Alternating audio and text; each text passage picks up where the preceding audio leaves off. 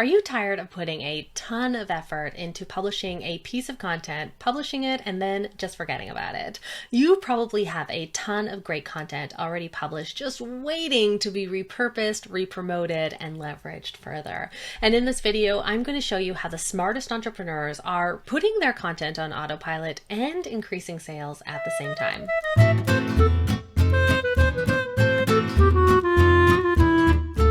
Welcome back to my channel, and if you're new here, my name is Haley Dale, a content and sales funnel strategist, helping you create more purposeful, productive, and yes, profitable content too. So if that sounds like what you're looking for, make sure to hit the subscribe button down below this video for more value-packed videos just like this one every single month. I've been using something I call the forever funnel strategy since around 2016 with my clients who already have a ton of content published, because in their cases, the answer isn't to create more content. In most cases, we might be filling some holes here or there, but it's really about taking that content and making sure that we're leveraging it so that they continue to get ROI out of that content that they've published. So this is all a story about how these entrepreneurs put that content on autopilot. But before we go any further, I think we need to answer the elephant in the room, which is, what the heck is the forever funnel strategy? So it is a way of sequencing your content so that instead of just sending a regular newsletter, like sending a broadcast once a week, like you would maybe typically do your email newsletter now, to your entire email list, you instead add your regular newsletter to the end of an automated sequence. So everyone on your list is subscribed to the sequence and they receive each email that's in that sequence. So if there are 5 emails in there, every time I create a new one, I put number 6, number 7, number 8. So there are people who have received all of the emails and they're receiving each new one as I put it in there. But there are also some people, if they sign up later, like tomorrow, they're going to start with email 1 and it'll be a while before they get to email 7 or email 6. Another thing that I really like to do with this is make sure that every 4 to 5 value emails, what I'm doing to those pieces of content, I'm putting in a few sales emails to make sure that I'm getting my offers in front of my audience on a more consistent and regular basis. I call it the forever funnel strategy because it runs automatically and it's timeless, meaning evergreen. It doesn't matter what date they receive it, it's still just as relevant to them tomorrow as it was 3 months ago or a year ago when you published it. This is one of the best strategies I know for really taking your subscriber on a very intentional and cultivated journey and really cultivate that relationship with them. Because what you're able to do is you're able to go back through your existing posts and theme them together, pull similar posts together. So you're basically creating a series so everything is along the same theme and takes them one step further before you pitch your offer or invite them to your offer in a way that relates back to the theme that they've just been on with you. So it's a way of basically creating these mini campaigns on an evergreen basis that go out to your customer.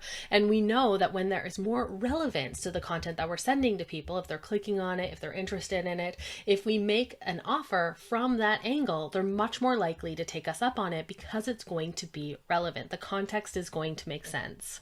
And this is why I double heart eye emoji love the strategy so much. So it gives you back time in your schedule. So you are not constantly needing to create new blog post after new blog post week in and week out. So you're able to turn that attention and put it into the areas, the things that matter most to you, and it gives you time back in your schedule.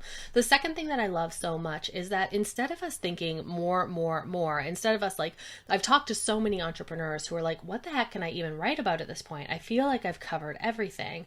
It allows us to focus instead on what's the latest blog post, or what's the next question I'm going to answer, and more into viewing our content as a body of work. So we are experts at what we do, and we use our content to cultivate our expertise as a way of iterating on it and articulating it. And this forever funnel strategy method helps us see that content as a body of work and know what pieces are maybe missing.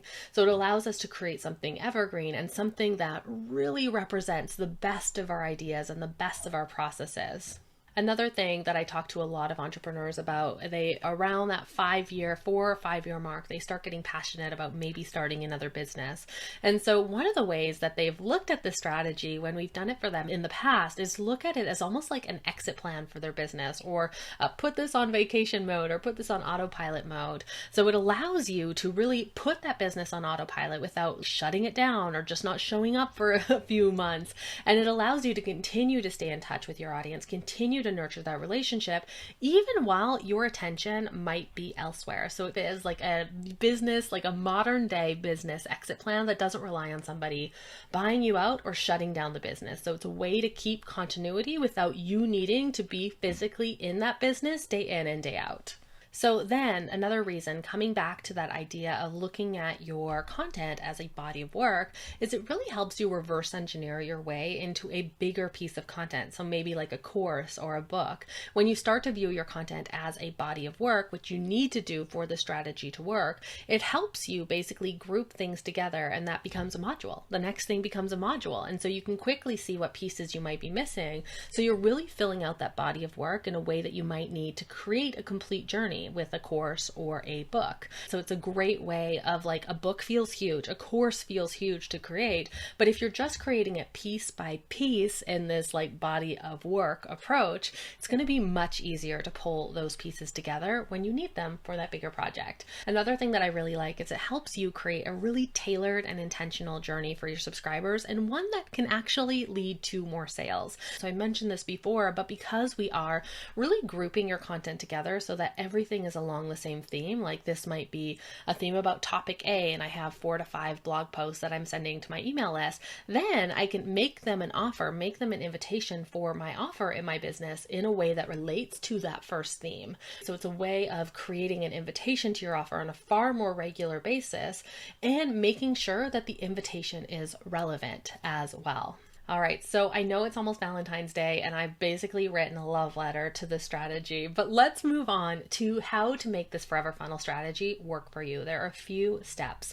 So the first step, what we want to do is we want to figure out your core area of expertise. So what are those different groupings, or what are those potential themes? So one of the things you can do is create an expertise map, and I have a video for that below, so make sure that you check that out. It'll be a great way for you to really decipher and put your finger on, what do I call this expertise? How do I articulate that? And how do I group it together? Because that's going to be the first step in really building this body of work, right? And turning it into this forever funnel campaign. Then our second step is the themes. We're going to take that one step further. So once you know your core area of expertise and you've broken it down into these different sub areas, what we want to do is we want to go through your content bank. So all of your existing blog posts and videos and maybe freebies that you've created, and we want to group those things together. So underneath each of those themes, what are the blog posts or piece of content that you already have? So you're going to be grouping things up here and putting similar things together.